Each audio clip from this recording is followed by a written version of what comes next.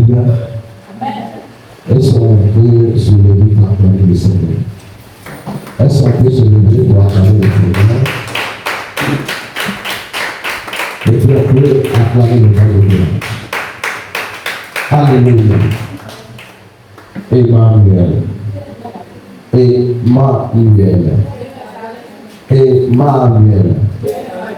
Si Dieu est avec nous, si Jésus-Christ est avec nous, avec Dieu, avec Jésus-Christ, que Dieu nous bénisse. Bienvenue sur un culte d'adoration, de grâce et de louange. Ce matin, nous allons parler de la repentance. Depuis le début de ce mois de juillet, le Seigneur a donné un message sur la priorité. Le Seigneur veut nous voir être purs. La priorité, c'est la sanctification. La priorité, c'est de se débarrasser de tout ce qui est priorité. C'est de se débarrasser de tout ce qui est idole, tout ce qui est maladie, tout ce qui est malédiction. Que la grâce, la parole de Dieu soit avec vous ce matin. Soyez enrichis. Et tous ceux qui nous suivent, tous ceux qui sont connectés sur toutes les plateformes TikTok, Facebook, WhatsApp, Telegram, etc. Et bonjour à vous, soyez bien disposés pour ce moment d'enseignement sur la repentance. Alléluia. Avant toute chose, élève la voix, dis merci à Dieu pour tout ce qu'il a fait dans ta vie. Dis merci à notre Seigneur Jésus-Christ. Dis merci à Dieu pour tous ses bienfaits dans ta vie. Élève la voix, dis merci à Dieu. Disons tous merci à Dieu ce matin. Disons tous merci à Dieu ce matin.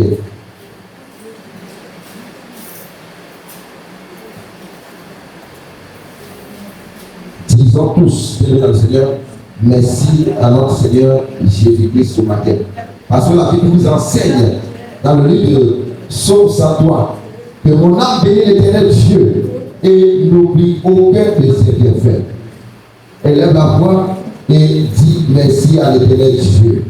Dis merci à notre Seigneur Jésus-Christ. Dis-lui merci infiniment. Dis-lui merci infiniment. Dis merci à Dieu pour ses bienfaits. Élèvons la voix, disons merci à l'Éternel Dieu. Sur la base de la parole de Dieu, Psaume 103. Que mon âme bénit l'Éternel Dieu et n'oublie aucun de ses bienfaits. Dis merci à Dieu. Dis à ton âme de louer, de bénir l'Éternel Dieu pour tous ses bienfaits dans ta vie, sa fidélité, sa bonté, tous ses bienfaits, la force qu'il t'a accordée encore ce jour, d'être dans sa présence, le souffle de vie renouvelé, la joie renouvelée, la paix renouvelée, la miséricorde qui a été renouvelée dans ta vie. La Bible nous dit quoi? Dans le livre de Lamentation, chapitre 3, verset 22, verset 23, que les bontés de l'Éternel Dieu ne sont pas épuisées, mais elles sont renouvelables chaque aurore. Ça veut dire, chaque matin, Dieu renouvelle sa miséricorde dans nos vies. Ce jour, le Seigneur a renouvelé encore sa miséricorde dans nos vies. Il est digne d'être élevé. Il est digne d'être béni. Il est digne d'être célébré, adoré ce matin. Et la voix dit merci à Dieu pour la miséricorde qui a été renouvelée dans ta vie au nom de Jésus-Christ.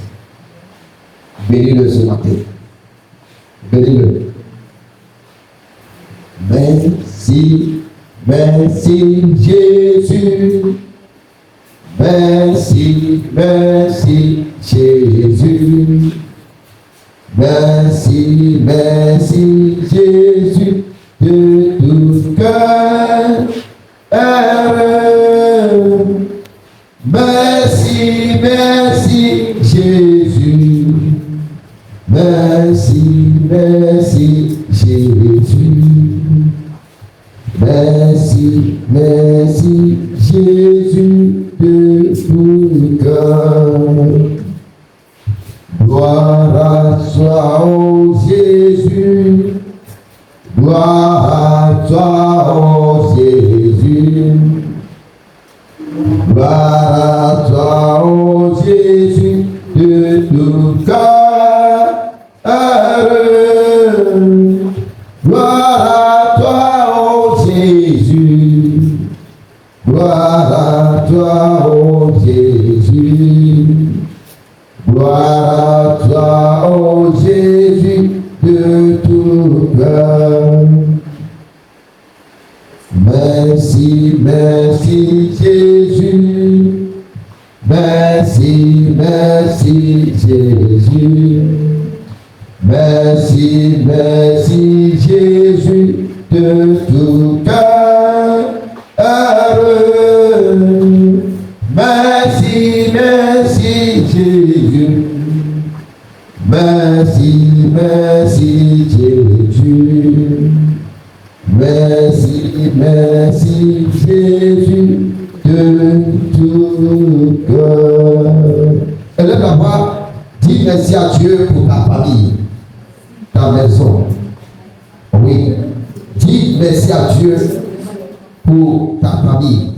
Parce que c'est lui qui préserve ta famille de tout ce qui est attaque, tout ce qui est complot, tout ce qui est maléfique.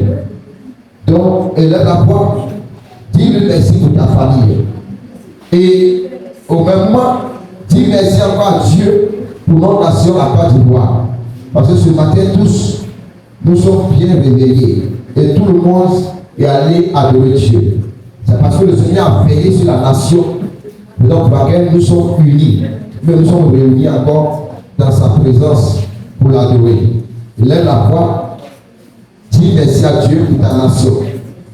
Là où tu nous suis, tu es au Congo, tu es au Togo, partout où tu es, tu nous suis. Élève la voix dans le Seigneur, dis merci à Dieu pour ta nation. Parce que le Seigneur a préservé ta nation. Il a délivré ta nation de tout ce qui est complot, tout ce qui attaque, tout ce qui est plan de l'ennemi. Au nom de Jésus-Christ.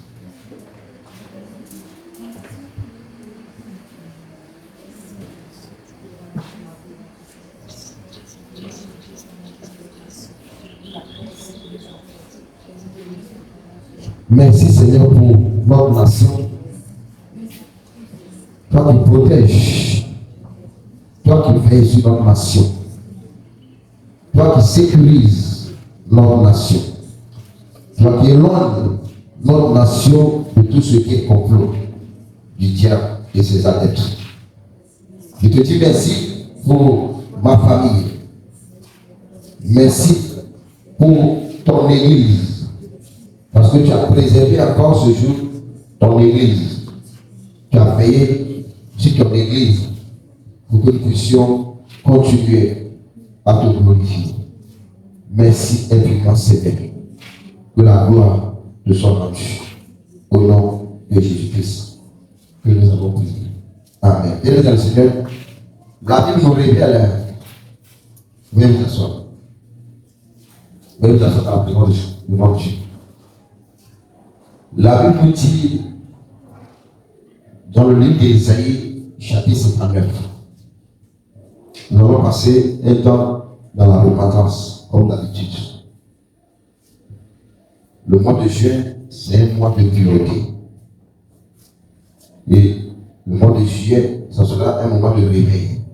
Parce que les 6 derniers mois qui arrivent, le Seigneur veut se glorifier puissamment dans la vie de ses enfants. Raison pour laquelle j'insiste sur la repentance. J'insiste sur la pureté. La Bible nous révèle dans le livre d'Ésaïe 59, quand nous parlons de la repentance, c'est être désolé du péché. C'est d'avouer ton péché. Quand nous parlons de péché, nous parlons de la transgression de la loi. Le péché, c'est la transgression de la loi. Le péché, c'est la rébellion. Est-ce que le mot péché veut dire? Si tu pèches contre Dieu, il faut que tu le saches, que tu t'es rebellé contre Dieu. Le péché, c'est la rébellion contre Dieu. Le péché, c'est la désobéissance contre Dieu. Un chrétien qui pêche contre Dieu c'est un chrétien qui désobéit à Dieu. C'est un chrétien qui se rebelle contre Dieu. C'est un chrétien qui n'aime pas Dieu. Il n'a pas l'amour de Dieu en lui.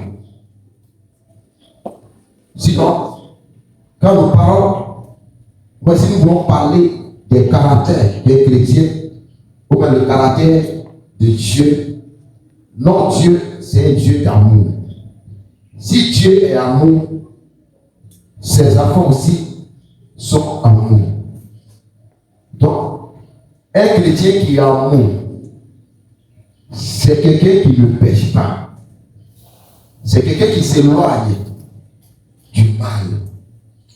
Parce que les caractères de Dieu, c'est l'amour, c'est la paix, c'est la joie, la bonté, la fidélité, la patience, la persévérance. C'est le caractère de Dieu. Et ce caractère, ça va refléter la vie des enfants de Dieu. Tous les chrétiens doivent hériter du caractère de notre Dieu. Un chrétien qui a ce caractère en lui, c'est quelqu'un qui s'éloigne du mal, qui ne pêche pas, qui ne désobéit pas à la voix de Dieu, qui ne se rebelle pas contre Dieu. Amen. Donc la repentance, c'est de confesser, c'est être désolé de son tort, de son mal. Et fléchir ses genoux, abandonner, avouer, dénoncer tout et demander pardon à Dieu. Ésaïe 59 dit quoi? Ésaïe 59 dit non, la main de l'Éternel Dieu n'est pas courte. Ésaïe 59. La main de l'Éternel Dieu n'est pas trop courte, ni son oreille trop dure pour entendre. Mais ce sont vos crimes qui mettent une séparation entre vous et votre Dieu. Les crimes, c'est le mal.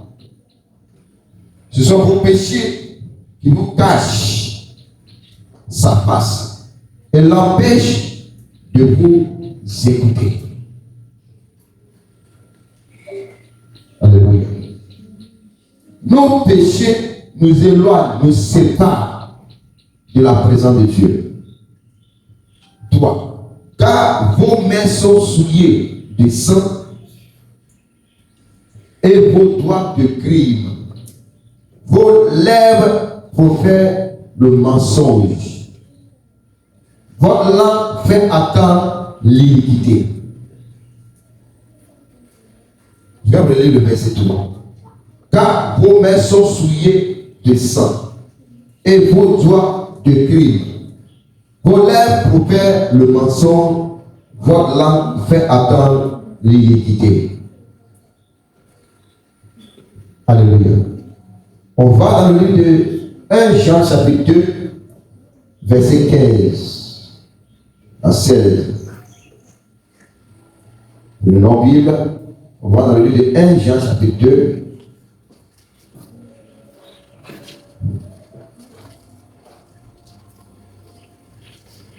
On va dans le livre de 1 Jean chapitre 2.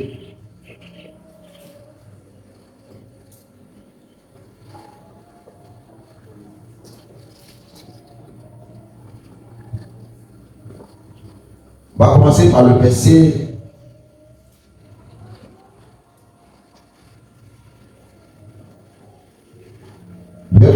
verset 12. Je vais commencer par le verset 1 Jean chapitre 2, verset 12.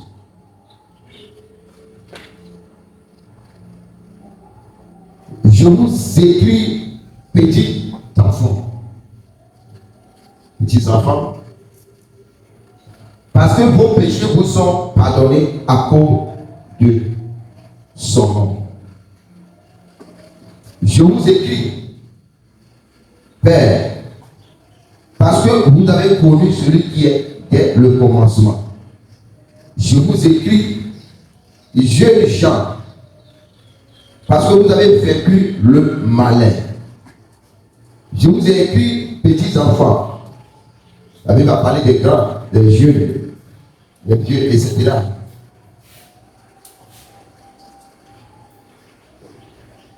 Je vous écris, petits enfants, parce que vous avez vécu, vous avez connu le Père. Verset 14. Je vous ai écrit, Père, parce que vous avez connu celui qui était le commencement. Je vous ai écrit, jeunes gens, parce que vous êtes forts. Et que la parole de Dieu demeure en vous. Et que vous avez vécu le malin. Verset 15. N'aimez point le monde. Si quelqu'un aime le monde, l'amour du Père n'est point en lui. J'ai dit tout à l'heure,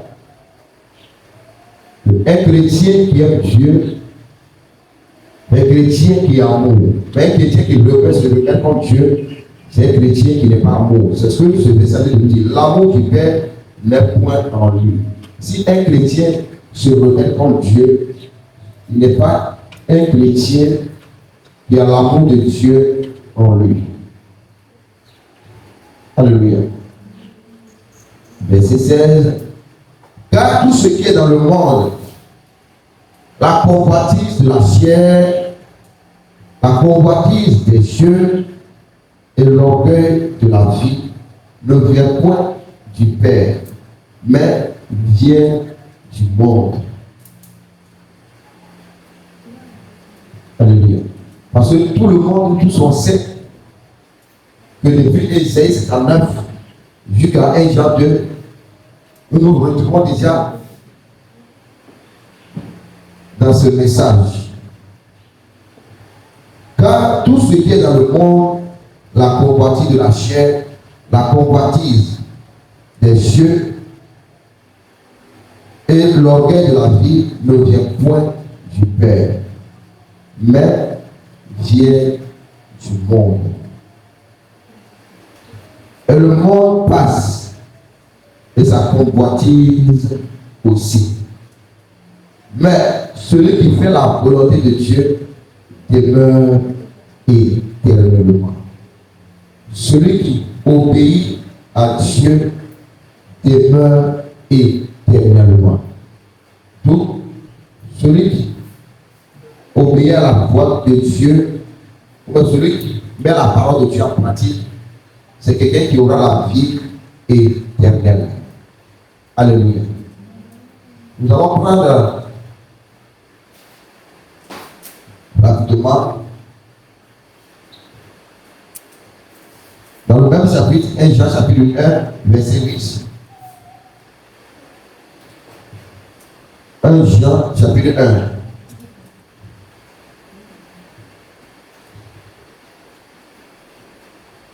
La Bible dit ici, Dieu est lumière. Il faut que nous aussi, nous marchions dans la lumière. Comment un chrétien peut marcher dans la lumière? Pour que le chrétien puisse marcher dans la lumière, c'est de confesser ses péchés et implorer le pardon de Dieu sur sa vie. 1 Jean chapitre 1, verset 6. Si nous disons que nous sommes en communion avec Dieu et que nous marchions avec lui et que nous marchons dans les ténèbres, nous mentons et nous ne pratiquons pas la vie, la vérité. Si nous disons que nous sommes en communion avec lui et que nous marchons dans les ténèbres, si nous disons que nous sommes avec Dieu, ça veut dire quoi? Si nous sommes chrétiens, un chrétien, c'est quelqu'un qui est témoin de Dieu. C'est quelqu'un qui représente Dieu sur la terre. Un chrétien, c'est quelqu'un qui n'a plus de péché, qui n'a plus de mal en lui. Ici, les gens révèlent que si nous disons que nous n'avons pas péché, nous nous séduisons nous-mêmes. Il y a des gens, eux-mêmes, ils savent, connaissent leur péché, leur mal. Mais ils ne le connaissent jamais. Ils ne demandent pas, jamais pardon à Dieu. Pour que Dieu, dans son amour, puisse les pardonner. Si nous disons que nous sommes en communion avec lui et que nous marchons dans les ténèbres, nous mentons et nous ne pratiquons pas la vérité. On ne peut pas être un chrétien et puis pécher encore contre Dieu. Alléluia. Oui. Mais si nous marchons dans la lumière, comme il est lui-même la lumière, nous sommes mutuellement en communion. Quand tu es dans la vérité, c'est-à-dire que tu marches en communion avec Dieu, tu es en harmonie avec Dieu. Tu as une bonne relation avec Dieu. Parce que tu marches dans la vérité. Et le sang de Jésus-Christ nous purifie de tout péché. Quand nous disons la vérité, c'est-à-dire qu'il y a un petit souci, il y a un petit mal, mais tu as péché, tu confesses ton péché et tu demandes pardon à Dieu. Le sang de Jésus-Christ te purifie à chaque moment. Le sang de Jésus-Christ te justifie, te nettoie. Et tu ne seras plus condamné. Alléluia. Si nous disons que nous n'avons pas de péché, nous nous séduisons nous-mêmes et la vérité n'est point en nous. Mais c'est vrai, si nous confessons nos péchés, nos défauts, Dieu est fidèle et juste pour nous le pardonner et pour nous purifier de tous nos péchés. Oui. Nous le faisons menteur et sa parole n'est pas en nous. Alléluia. Si nous confessons nos péchés, il est fidèle de nous pardonner et pour nous purifier de tous nos péchés. Verset 10, dernier verset. Si nous disons que nous n'avons pas le péché, nous le faisons menteur et la vérité n'est pas en nous. Alléluia. Amen. Et alléluia. Amen. Bien, le Seigneur nous révèle ici ce matin que en tant que chrétiens que nous sommes, nous devons mener une vie de pureté. Nous devons nous éloigner de tout ce qui est convoitise. La convoitise de la chair, la convoitise des cieux. Nous ne devons pas aimer le monde. C'est quoi le Seigneur appelle le monde ici? C'est quoi le Seigneur appelle le monde? Le monde, c'est l'hypocrisie. Le monde, c'est la jalousie. Le monde, c'est la colère. Si tu es chrétien et tu mènes une vie de colère, sache que chaque jour, tu vas pécher contre Dieu. Alléluia. La colère, tu vas bannir la colère de ton cœur. Tu vas bannir l'orgueil. Un chrétien orgueilleux, bien aimé, c'est un chrétien qui n'a pas l'amour de Dieu en lui.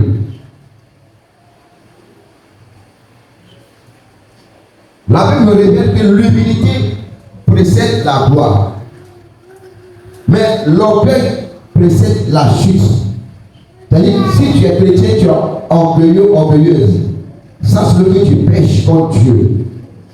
Notre Dieu que nous servons n'est pas un Dieu d'orgueil. C'est un Dieu d'humilité.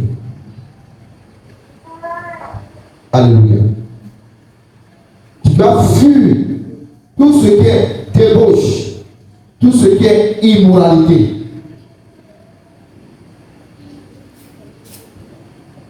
Tu dois t'éloigner de tout ce qui est impudicité, tout ce qui est adultère. L'adultère, ça veut dire quoi? L'adultère, ça veut dire que tu sais Dieu et tu te retrouves dans le monde pour adorer le diable, adorer les idoles, comme la Bible l'interdit dans le livre des autres chapitre 20.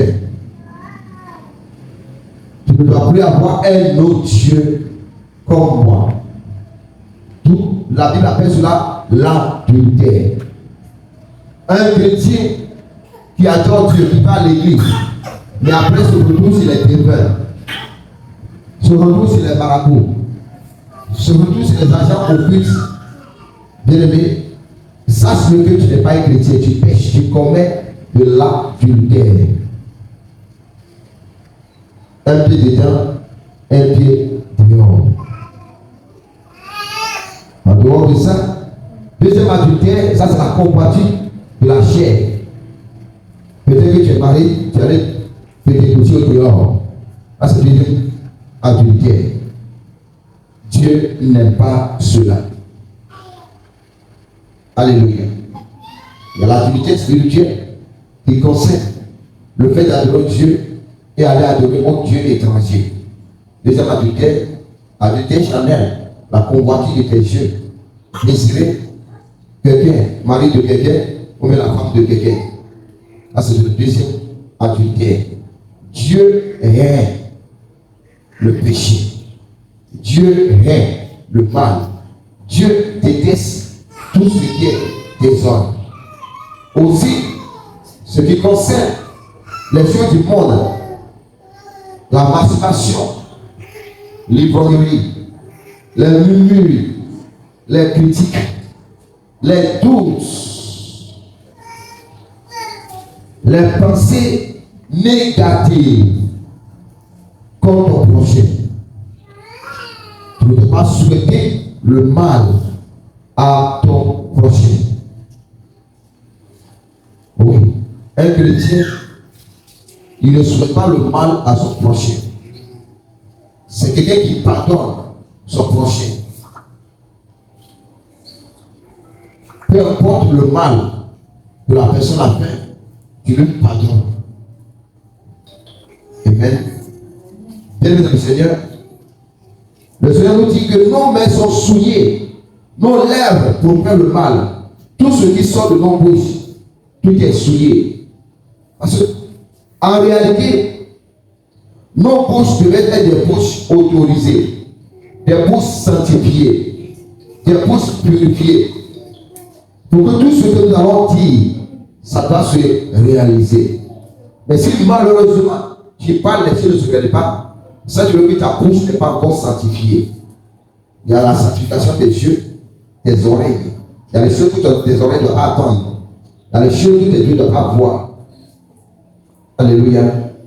Oui. De le péché. Tu dois dénoncer et dire à Dieu de t'éloigner de tout ce qui te sépare de lui. La convoitise des yeux, la convoitise de tes oreilles, la convoitise de ta chair, ton corps. Dis à Dieu de te délivrer de tout ce qui est convoitise. Pour tout ce qui est désordre de ce monde. Si tu aimes se retrouver dans les maquis, dans les boîtes de nuit, dis à Dieu de te délivrer de cela.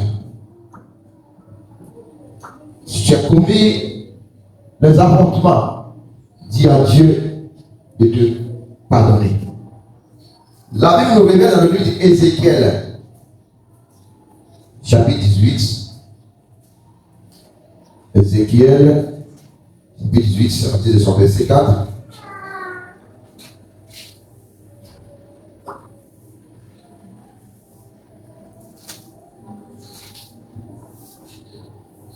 Voici toutes les âmes sont à moi.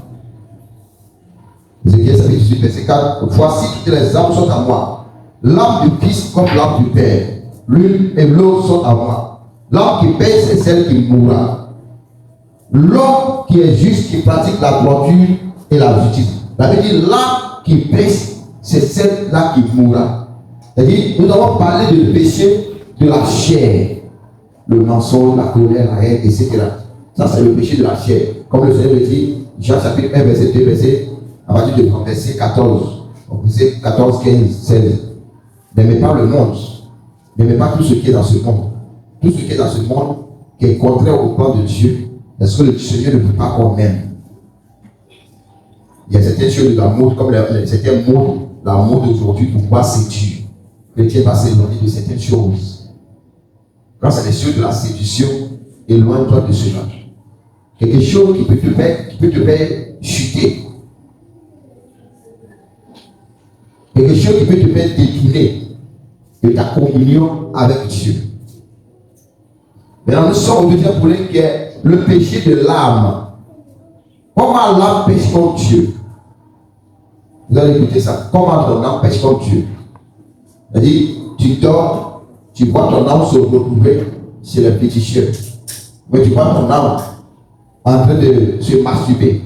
Mais tu vois ton âme en train de faire des rapports sexuels en rêve. Mais tu vois ton âme en train de manger. Ou même tu vois ton âme se retrouver dans la cour familiale, en train de faire la paix des générations. Tout ça, c'est le péché. Alléluia. La Bible dit, voici toutes les âmes sont à moi. L'âme du Fils comme l'âme du Père. L'une et l'autre sont à moi. L'âme qui pêche, c'est celle qui mourra. Si ton âme pêche contre Dieu, ton âme va mourir. Tout ce que je viens de citer, si ton âme est impliquée dedans, sache que ton âme n'est pas encore convertie. Ton âme n'est pas encore délivrée. C'est pour laquelle les personnes qui se retrouvent dans certains lieux arrivent, dans les lieux ténébreux. C'est des gens qui mènent beaucoup de combats en rêve. C'est des gens qui font beaucoup de cauchemars. C'est des gens qui mettent une lutte, des bagarres en rêve. Parce qu'il y a quelque chose du mal dans leur âme. Et le diable s'appuie sur cela pour les attaquer, pour les combattre. Alléluia. Raison pour laquelle leur sommeil est tout le temps agité. C'est l'homme qui est juste, qui pratique la droiture et la justice, qui ne ment pas sur les montagnes et ne lève pas les yeux vers les idoles de la maison d'Israël. L'âme qui ne ment pas sur les montagnes, qu'est-ce que cela veut dire? L'âme qui ne ment pas sur les montagnes et qui ne lève pas les yeux vers les idoles. C'est ce que je disais tout à l'heure. L'âme qui ne ment pas à la table du diable. L'âme qui ne collabore pas avec le diable. L'âme qui ne collabore pas avec le diable. Raison pour laquelle il y a certaines personnes, on parle de la sorcellerie consciente et la sorcellerie inconsciente. La personne est physiquement, bien vrai qu'elle n'est pas sorcière, mais spirituellement, elle est sorcière. Pourquoi? Parce que ton âme est en collaboration avec le diable. Du coup, il y a d'autres personnes, le diable transforme leur âme comme des chevals pour aller en mission, pour détruire, pour tuer. Il y a des gens, même eux-mêmes, ils se font en soin avec des gouttières, avec des machettes. Ils découpent les gens. Ils abattent les gens. Pourtant, physiquement, la personne n'est pas sorcière, mais spirituellement, son âme est sorcière, d'où la sorcellerie inconsciente. La personne se réveille matin, son ventre est ballonné, elle sent la douleur partout. Elle dit, mais je suis poussé. Je viens de me réveiller, mais je me sens faibli, fatigué. Pourquoi? Parce que son âme pêche contre Dieu. Et tout ça, c'est des choses, il faut passer par les moments de repentance pour que le Seigneur puisse le délivrer. Vous voyez qu'il y a beaucoup de personnes qui ne reçoivent pas la guérison. Ils ont prié. La guérison, ça commence par l'âme d'abord aimée. La guérison, ça commence par l'âme. Quand l'âme va être libérée, guérie, vous allez voir que la chair va commencer à recevoir la régénération, la restauration. Mais tant que l'âme n'est pas guérie, l'âme n'est pas touchée, visitée par la présence du Saint-Esprit, ça sera difficile pour que la chair puisse recevoir la guérison. Dis l'âme qui pèse, c'est cette âme-là qui mourra. Si ton âme pèse comme Dieu, ton âme va mourir. Et ton âme va se retrouver en enfer. Alléluia. L'homme qui ne ment pas sur les montagnes et ne lève pas les yeux vers les idoles de la maison d'Israël, qui ne déshonore pas la femme de son prochain et ne s'approche pas d'une femme pendant son impureté. Voyez, l'homme et la femme, quelqu'un qui ne va pas vers sa femme pendant qu'elle est dans son état, pendant qu'elle est dans ses états de mensonge. Alléluia. Oui, un homme qui ne lève pas les yeux, qui ne convoite pas la femme d'autrui. J'ai parlé depuis tout à l'heure de l'adultère. Une femme qui ne connaît pas de l'adultère. L'adultère, c'est interdit. C'est interdit. Tu ne dois pas commettre une vie d'adultère. Vous n'avez pas droit d'aller se coucher avec un homme marié ou pas marié. C'est interdit. Et mais c'est ce que nous voyons aujourd'hui qui est la mode partout. Dieu le Seigneur. Tu dois demander pardon à Dieu pour que le Seigneur puisse te délivrer, te libérer. Peu importe ton état. Quand tu écoutes certaines sœurs, je dis, mais parce que je n'ai pas les moyens, le monsieur a les moyens, qu'est-ce que je dois faire? Je suis obligé de le faire pour pouvoir souvenir à mes besoins, qui m'aide à payer mon loyer, qui m'aide à régler mes factures, qui m'aide à souvenir à mes besoins. Parce que j'ai des besoins. Mais je dis, il y a tant de besoins, je peux travailler. Tu as les 10 droits, elle est dans le Seigneur. Dis seulement que tu es chrétien et tu pries Dieu, tu recommandes ton sort entre la main de l'Éternel Dieu. Le Seigneur va te pardonner et t'ouvrir porte de travail pour que toi aussi tu puisses travailler et subvenir à tes besoins. Ça, c'est le raisonnement de certaines personnes. Du tout, c'était de nos sœurs. Mais éloigne-toi. Éloigne-toi du péché. L'adultère, éloigne-toi. Et si tu ne t'éloignes pas, tôt ou tard, ça va te rattraper. Tu verras que toi aussi, tu n'as pas Oui, tes enfants vont commettre la même chose. Le péché a ses conséquences, aimé dans le Seigneur. Le péché a ses conséquences. La Bible dit que les conséquences nourrissent mieux que les conseils. Dieu va te pardonner, mais les conséquences, là, ça va passer toujours. Vous savez cela. Dieu va te pardonner, mais les conséquences, ça va toujours rester. Et tu vas subir les conséquences de ton péché. Alléluia. Et qu'il n'oublie personne qui rend au débiteur son gagne, qui ne promet pas de rapide, qui donne son père à celui qui a fait, et pour des vêtements, celui qui est vu. Bien-aimé, ce que la Bible a dit de nous ici, si tu es chrétien, mais tu n'arrives pas à bénir ton prochain, c'est du péché. Et tout va bien. Si tu es chrétien et tu ne bénis pas ton prochain, tu ne bénis pas les orphelins qui sont nus, les prisonniers qui sont nus, les malades qui sont nus, ils sont couchés, mais non, ils sont dépassés toute leur fortune. Mais ils mènent une vie de misère. Et toi, au moins, tu as quelque chose et tu n'arrives pas à partager. C'est-à-dire, si tu n'arrives pas à partager tes biens, c'est du péché. Tu dois partager. Peu importe ce que tu as. La Bible n'a pas dit seulement mentionné qu'il faut que tu sois multimilliardaire, multimillionnaire avant de bénir les orphelins, avant de bénir les peuples. Non. Le peu que tu as donné dans ce cœur, tu peux le partager. Et je vais vous enseigner cela plusieurs fois. Et je vous mobilise tous les jours pour que vous puissiez apporter aux démunis. Parce que c'est la loi. Si tu ne le fais pas, c'est du temps que tu es dans le péché. Tu n'aimes pas Dieu. Un chrétien qui ne bénit pas son prochain. Ton prochain, c'est Dieu. Ton prochain en question, c'est Dieu. Le prisonnier là, c'est Dieu. Toi-même, tu es Dieu, demande-moi. L'être humain est Dieu. Est-ce qu'on voit Dieu? C'est l'être humain, on voit la part de Dieu. Dieu passe par l'homme pour faire accomplir sa mission, sa volonté. Donc, ton prochain, c'est Dieu. Si tu n'apprends pas à bénir ton prochain, le message que tu es dans le péché, dans le mal. Et si tu dois tourner à ceux qui sont nus, ceux qui n'ont pas de nourriture pour les bénir. Si tu ne le fais pas, si tu n'apprends pas à partager tes biens, ça, je veux que tu pèses contre Dieu. Tu es un avare, tu es méchant. Parce que Dieu n'aime pas cela. Alléluia. Dieu n'aime pas cela. Et aussi, si tu es chrétien, tu ne dois pas apprêter à ton frère, ta soeur avec intérêt. C'est interdit par la Bible. Qui ne prête pas à l'intérêt et ne dit iniquité et ne dit point, qui ne prête pas à l'intérêt et ne dit point Jésus, qui détourne sa main de l'iniquité et juge selon la vérité entre un homme et un autre. Alléluia. C'est-à-dire que l'autre a fait quelque chose. On t'a appelé pour que tu sois ton témoin. Tu sais bien que la personne a fait cela, mais tu viens mentir. C'est interdit. Tu vois la vérité, mais tu ne veux pas dire la vérité. Même il y a la justice divine. Si tu fais cela, tôt ou tard tu vas payer. Toi tu vois la vérité, mais tu viens devant la personne, tu dis le personne. Ou bien la personne n'a pas commis l'acte, mais tu dis c'est lui qui a commis cet acte, c'est elle qui a commis cet acte. Tu viens de mentir. Pourquoi mentir sur quelqu'un? Ne mentez jamais sur une personne. Ce que vous n'avez jamais vu là, ne dis pas que tu as vu. Si tu as vu rouge là, tu dis que c'est que tu as vu. Pour être honnête, je préfère que tu sois honnête envers Dieu que d'être apprécié par les hommes. Si tu as l'approbation de Dieu, ça te suffit. Même si les gens viennent un peu là, ils n'ont pas de détester. C'est pour laquelle nous disons ici, si Dieu est avec nous, qui sera contre nous? Si le monde veut n'a pas se lever contre toi parce que tu as dit la vérité, il faut avoir l'approbation, mieux pour avoir l'approbation de Dieu que l'approbation des hommes. Dans le mal, c'est le péché. Ne mentez jamais sur qui que ce soit. Ne témoignez jamais contre qui que ce soit. Tu n'as pas vu, parce que tu n'es pas vu. Tu n'as rien de sa pardonner, tu n'as rien. Apprenez à contrôler vos bouches. Ayez la maîtrise de soi. Alléluia. C'est les choses que vous ignorez, vous ne savez pas que c'est du péché. Le fait que vous ne partagez pas vos biens avec les autres, vous ne savez pas que c'est du péché, c'est du péché. Le fait que vous donnez les autres gentils et vous dites aux gens de venir de rembourser 15 000, c'est du péché. Tu donnes 15 000 crédits, la personne va venir te rembourser 15 000, c'est du péché. Alléluia. Tu t'as menti sur quelqu'un, c'est du péché. Cela est puni par la loi. Dieu va te punir. Alléluia.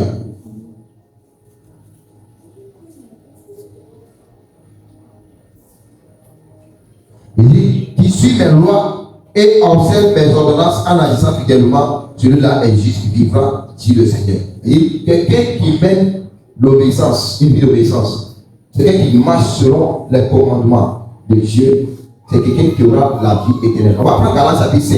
On va dans le Nouveau Testament. On va dans le Nouveau Testament. Prenons le livre de Galates.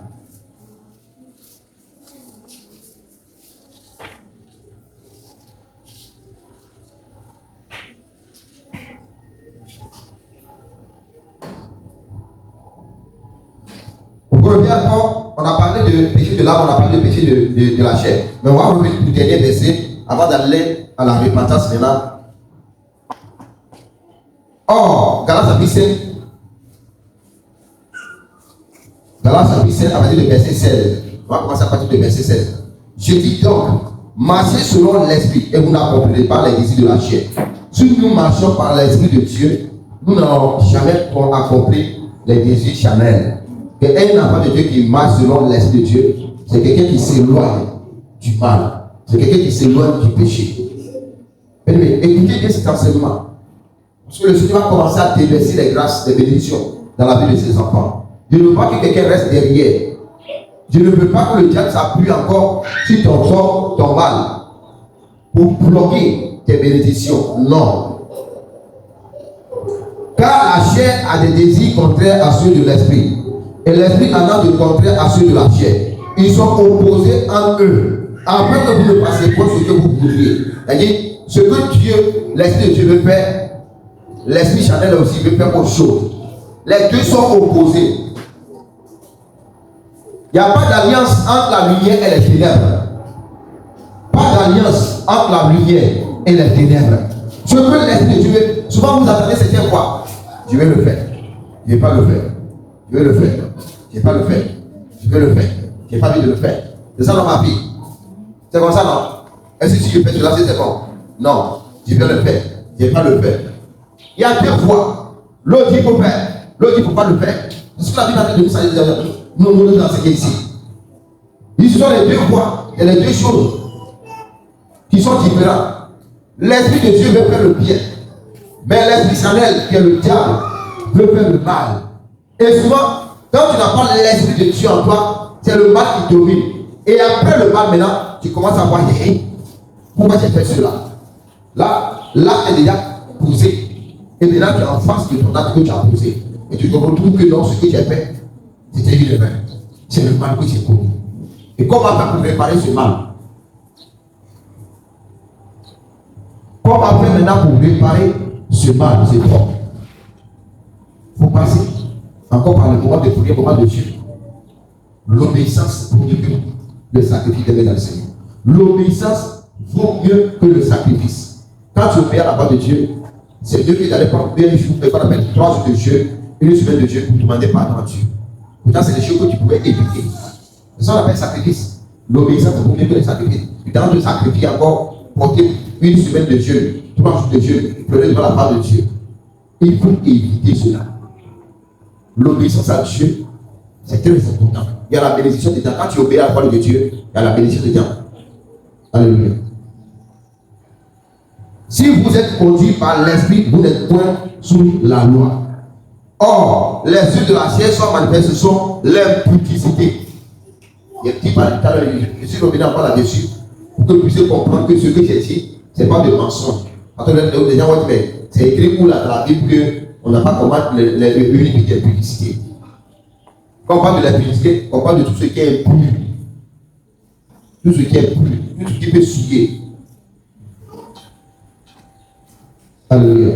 Tout ce qui peut suer l'or.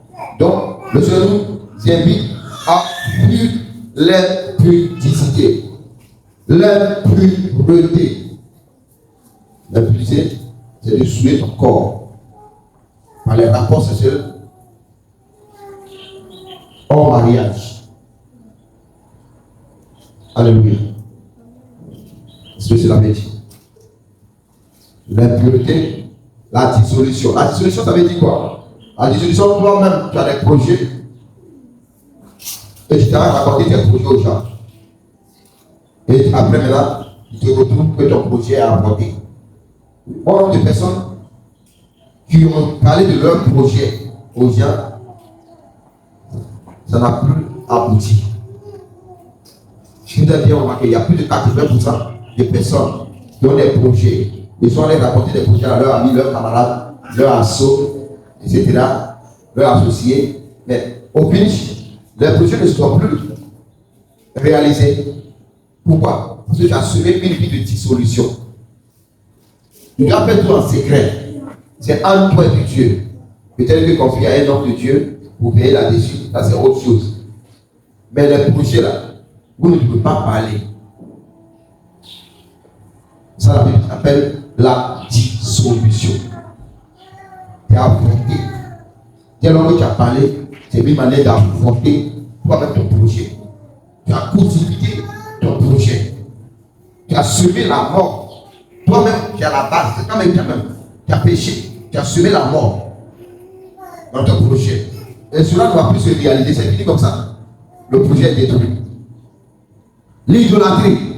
L'idolâtrie, ça veut dire quoi? Tu ne dois plus adorer au Dieu que ton Dieu. Tu n'as plus le droit d'adorer un autre Dieu que ton Dieu.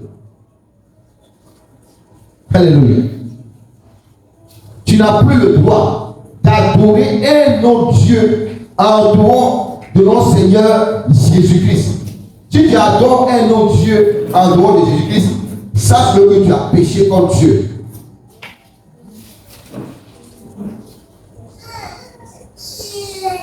Alléluia.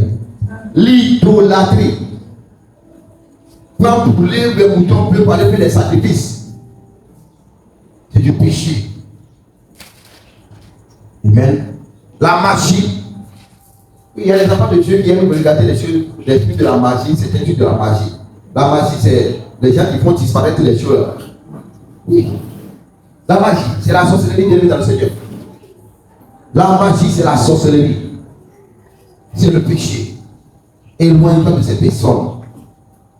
Les querelles, ceux qui sont là, tout le temps, palabre, les initiés, tous ceux qui gardent les choses, la mésentente. Voilà. Les animosités, les disputes, les divisions, les sexes. Bien évidemment, dans le Seigneur. Il y a l'ivrognerie, il y a l'envie, l'ivrognerie, les essais de table, les gens qui sont gourmands. Ceux qui sont gourmands, c'est du péché. Les essais de table. Ceux qui sont gourmands, je le dis encore, ceux qui sont gourmands, c'est du péché. Oui. Ceux qui sont gourmands, c'est du péché. Donc, avant de vous dire, apprenez à manger un peu et donnez aux autres personnes aussi. Les essais de table. Peut-être qu'il y a la nourriture chez toi à la maison. Ton voisin arrive, mais tu as un ami qui arrive. Dès qu'il tape, on dit c'est qui? C'est quoi d'autre qui arrive? Il ramasse les nourritures à la maison pour aller déposer en bas de lit. Il lave sa main, il essuie sa main, sa bouche. Et bien pendant que son ami est en train de le poser, il dit, mais pourquoi tu as quitté si tu veux manger? C'est du péché. C'est ce que la Bible dit. Le peu que tu as partagé. Vous avez vu dans le livre d'Ézéchiel, chapitre 18 tout à l'heure, ça a dit quoi? Il dit, on va partager nos nourritures. Il revient encore, ça c'est l'ancienne alliance. Il revient encore dans la nouvelle alliance. Ici, dans le livre Galates. Que tu dois éviter l'excès des tables. Partage ta nourriture.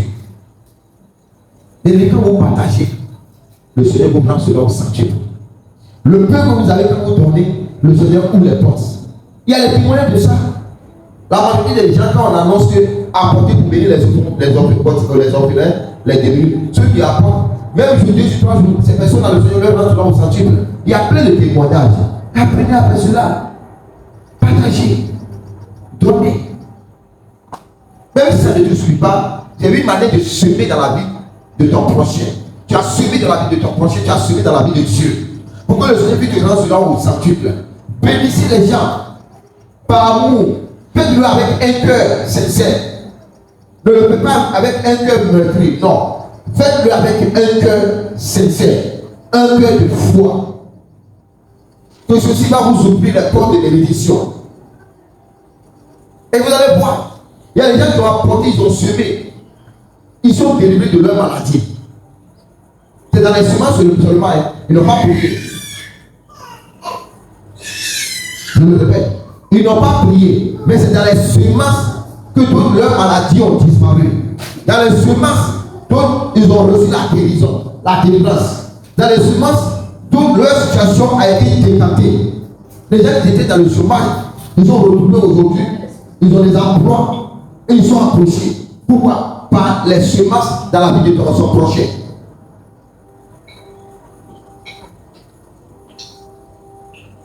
Alléluia.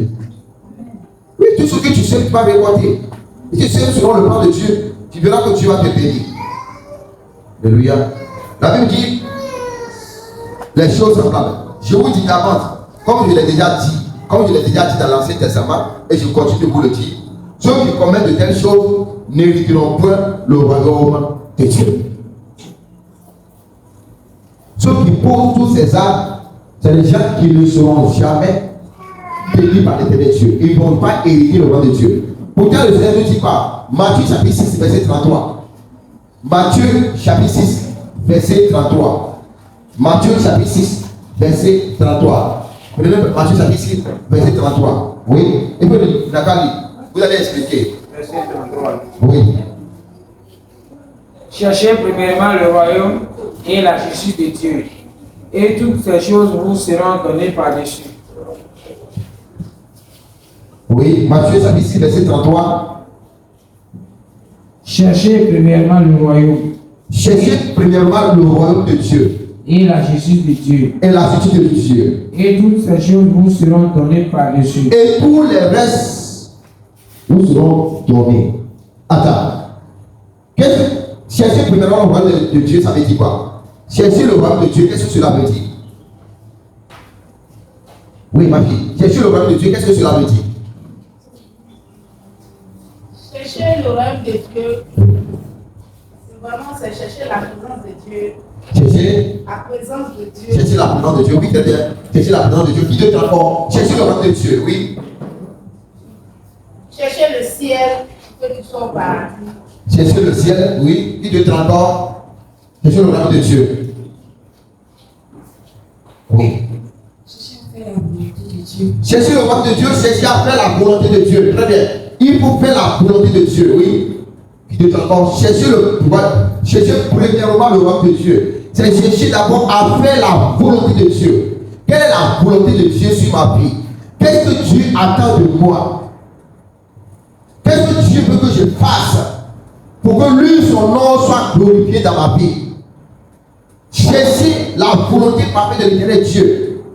Moi, je dois faire la volonté de Dieu. La volonté de Dieu dans ma vie, c'est d'abandonner tout ce qui est dans le monde. C'est de fuir le monde. Et d'aller me cacher en Jésus-Christ. Chercher le royaume de Dieu et sa justice. On doit être juge. Je vous ai dit tout à l'heure, ne mentez pas sur les gens. Ne portez pas des faux témoignages contre qui que ce soit. Nous sommes aujourd'hui dans un monde avec l'avènement des réseaux sociaux, les prêtres, les machines. Éloignez-vous de toutes ces choses. Cherchez premièrement d'abord le royaume de Dieu. Cherchez à faire la volonté de Dieu. Et après maintenant, tout ce que tu désires, tu l'auras. Si tu fais la volonté de Dieu, d'abord, c'est-à-dire tu acceptes Dieu. Que c'est lui qui est allé à la croix pour toi. Il a ressuscité pour toi. Il a donné sa vie pour toi. Et tu vois que son sang a coulé pour te racheter. Bien dans le Seigneur, faites sa volonté. Et tout ce qui est bénédiction dans les cieux, l'or, l'argent, habits, chaussures que tu veux, mariage que tu veux, voyage que tu veux, voiture que tu veux, maison que tu veux, terrain que tu veux, c'est lui, l'éternel Dieu, qui va te le donner. Parce que c'est lui qui a créé toutes ces choses. Il dit l'or et l'argent, dans le livre d'Agir, dans le livre de Joël, il a dit l'or et l'argent est à moi. L'or et l'argent est à Dieu. Il est le créateur de l'univers. À l'éternel Dieu appartient le ciel et la terre. Et tout ce qui dit rappelle. Il dit seulement toi, fais ma volonté. Éloigne-toi du péché. Et c'est moi fidèlement. Et ce que ton cœur désire, moi, l'Éternel Dieu, je m'engage à te le donner. Est-ce que la Bible nous enseigne ce matin? Toi, éloigne-toi seulement du monde. Éloigne-toi seulement du péché. Et c'est-moi dans la fidélité. C'est-moi dans la loyauté. C'est-moi dans l'obéissance. C'est-moi dans la soumission. Et moi, l'Éternel Dieu, je m'engage à te donner tout ce que ton cœur désire. La guérison, la délivrance, les voitures, les motos, on n'a pas besoin de crier devant Dieu avant qu'il nous le donne. C'est parce que nous n'avons pas eu une relation parfaite avec Dieu. Si nous avons eu une relation parfaite avec Dieu, si nous avons mis la parole de Dieu en pratique, comme la Bible le révèle, Matthieu chapitre 6, verset 33, cherchez premièrement d'abord le royaume des cieux, et le reste vous sera donné. Si tu obéis seulement à ce message prophétique aimé, tout ce que ton cœur désire, tu vas voir que ça va commencer à courir derrière toi. Les choses vont commencer à courir derrière toi. Les choses vont commencer à courir derrière toi. Tu n'as même pas besoin de passer par les prières des anciens. Souvent, nous menons beaucoup de moments de prière parce que vous ne comprenez pas les choses. Vous partez, vous revenez encore même chose. Les gens viennent dans la maison de Dieu à cause de quoi? La majorité ne vient pas parce qu'il veut avoir une bonne relation avec Dieu. Les gens viennent dans la maison de Dieu comme s'ils pensent qu'il est marabout. C'est ce comportement là que beaucoup de personnes ont. De la même manière, les gens vont chez Marabout. Grand maître, grand féticheur. Je suis venu parce que je vais exercer mon mari. Mais je vais exercer ma collègue pour pouvoir prendre son mari. Les mentalités comme ça, bizarre. Ils ont besoin de quelque chose, ils vont, et puis le marabout le fait, ils donnent l'argent, ils s'en vont. C'est pour ça que beaucoup de personnes pensent que Dieu aussi est. Non, Dieu n'est pas comme un marabout. Dieu n'est pas comme un féticheur. Dieu, c'est lui qui t'a créé. Lui, ce qu'il te demande, il veut seulement que tu obéis à lui. Tu reconnais que c'est lui qui t'a créé. Tu le sais fidèlement. C'est tout ce qu'il te demande. Et ici, seulement, tu le sais fidèlement. Tout ce que tu désires, moi, je vais te le donner. C'est parce que nous prenons Dieu comme un marabout, un féticheur. Raison pour laquelle les gens, quand ils ont un problème de guérison, ils viennent dans la maison de Dieu. Quand ils ont un problème de dos, ils viennent dans la maison de Dieu. Quand ils ont un problème de maux de tête, ils viennent dans la maison de Dieu. Quand ils ont un problème de aller en Europe, ils viennent dans la maison de Dieu. Quand ils ont envie de se marier avec un blanc, ils viennent dans la maison de Dieu. Non. On n'appelle pas ça que vous avez eu une bonne relation avec Dieu. Regarde les élèves. C'est quand les amis approchent maintenant, les élèves commencent à courir dans la maison de Dieu. Oui, regarde les élèves. Souvent, ça fait mal au cœur.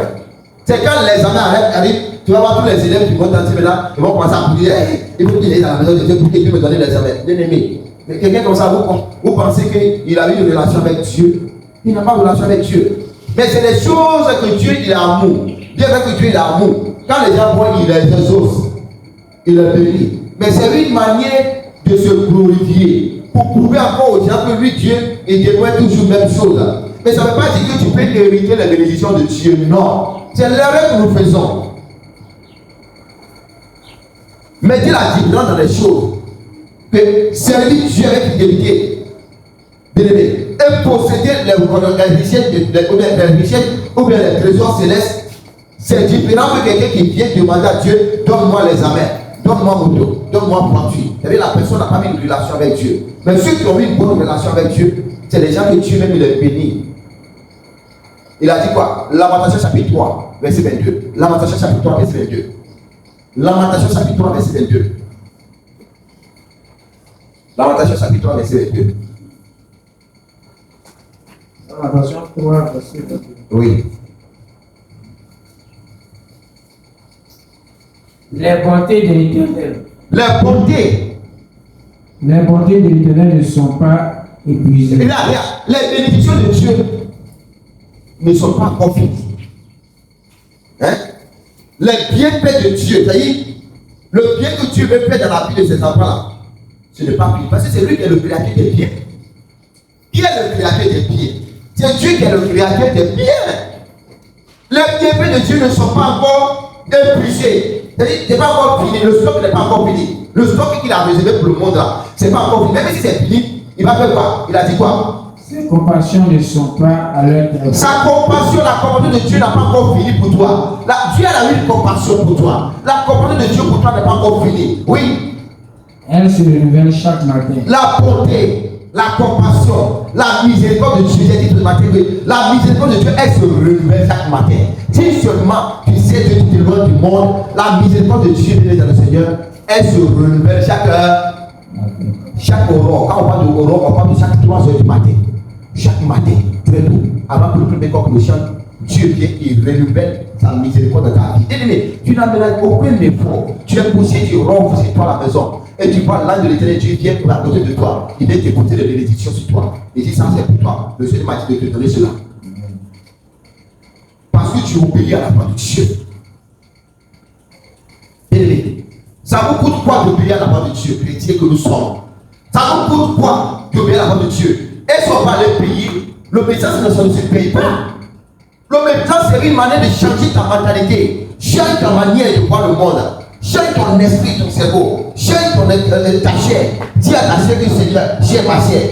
À partir d'aujourd'hui là, comme tu aimes le désir de sexe là, aujourd'hui tu te coupes de ce désir de sexe. Comme tu aimes le désir de l'argent. Ma chair là, il ne prend pas l'argent, il ne sent pas l'argent. Comme s'il y a des gens, leur narine là, ils sentent l'odeur de l'argent. Par contre, l'argent est là. Même s'il faut qu'il se sacrifie, il va aller. Dis à ta chair que non. Ou même ma narine, à partir d'aujourd'hui, je te coupe, je te donne de l'argent. Tu me crées des ennuis.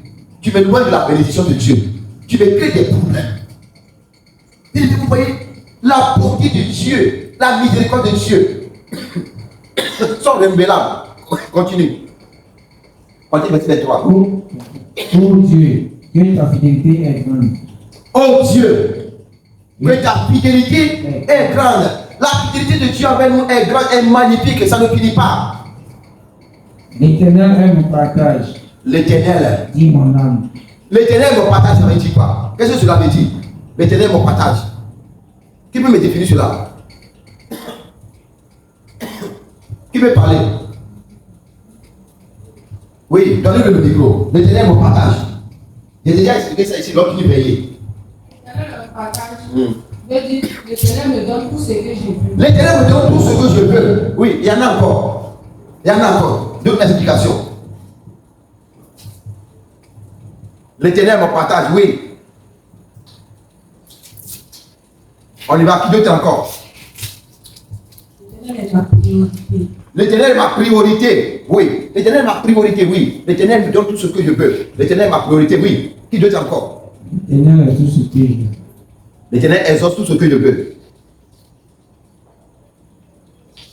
En un mot, oui. L'Éternel est ma raison de vivre. Si tu comprends tout ce que vous avez venez de dire, référence au Psaume chapitre 23.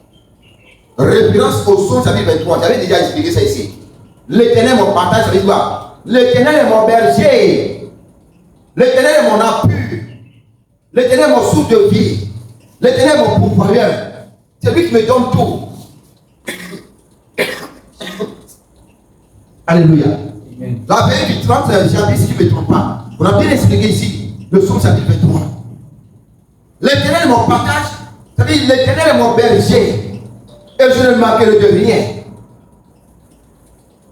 C'est lui qui te conduit près des eaux paisibles. Les eaux paisibles, j'avais dit quoi? Il te conduit vers la source des bénédictions.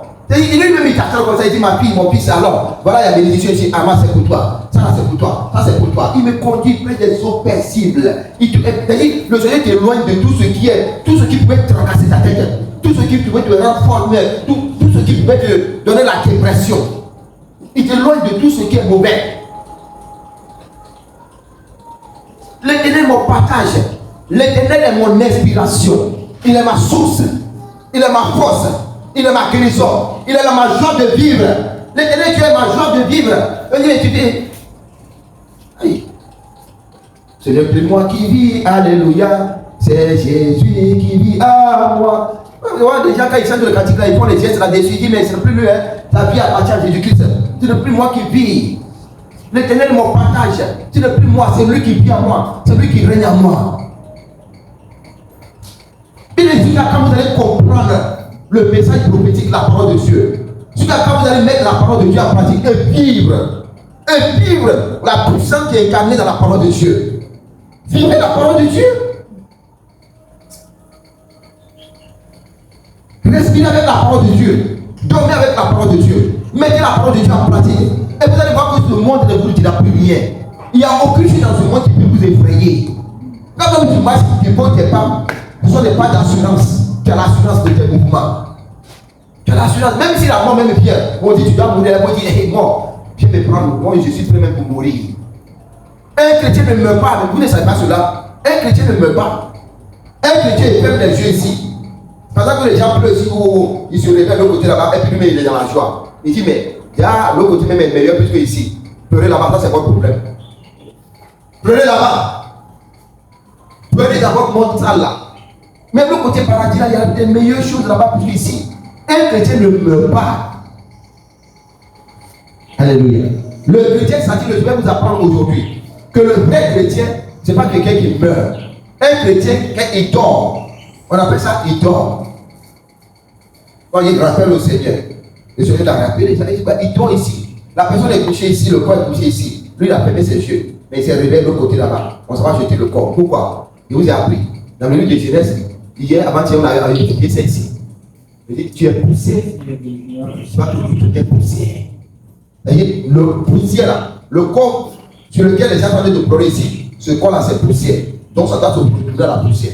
Maintenant, l'esprit, l'âme qui est sortie de la vie de la personne, qui allait se réveiller au paradis, lui continue de vivre une vie éternelle. C'est l'âme qui va vivre une vie éternelle. Ce matin, tu as enseigné le péché de la chair. Le péché de la chair, c'est tout ce qui est poussière. Mais l'âme, quand ton âme prie contre Dieu, et ton âme ne peut pas hériter le paradis. Ton âme ne peut pas recevoir la guérison, la délivrance des bénédictions. Pour que ton âme saute du péché, du mal. Et tu verras que les bénédictions de Dieu vont commencer à couler à ta raconte. Mais Dieu a besoin d'une génération de feu. Dieu a besoin d'une génération de guerriers, des guerriers. Des gens qui vont impacter, influencer. Regarde les jeunes, les enfants comme ça. Ce sont les enfants, tous les enfants comme ça. Ou les jeunes là, ou les jeunes qui là, c'est ça. On va vous préparer, vous former. Pour que vous déverser. Quand vous criez à Dieu, le feu va descendre. Et la voix de Dieu va se manifester. Mais la voix de Dieu aujourd'hui, ils sont sur TikTok, jusqu'à matin. Ils sont sur les réseaux sociaux, jusqu'à matin. Ils regardent les choses du monde, les désordres du monde. Les gens s'éloignent de Dieu. Mais Dieu veut nous faire du bien. Revenons à Dieu. Éloignons-nous du péché, bien dans le Seigneur. Fuyons le péché. Le péché n'est pas bon. Le péché, c'est l'ennemi de Dieu. Et c'est l'ennemi de l'homme. Si tu pêches, le message que tu vas payer le prix de ton péché. Tu vas traverser des moments difficiles. Tu vas souffrir. Alléluia. Que la grâce de Dieu soit avec nous ce matin. Moi, je suis très heureux de vous recevoir ce matin dans la présence de Dieu pour ce temps d'enseignement sur la repentance. Parce que j'ai dit plusieurs fois que après ce mois, les mois qui suivent, le Seigneur va commencer à appeler beaucoup de personnes. Je le dis, vous allez écouter le témoignage. Tout ce qui sort de ma bouche, prenez-le au sérieux. Tout ce qui sort de ma bouche, prenez-le au sérieux. Je ne veux pas avec ça.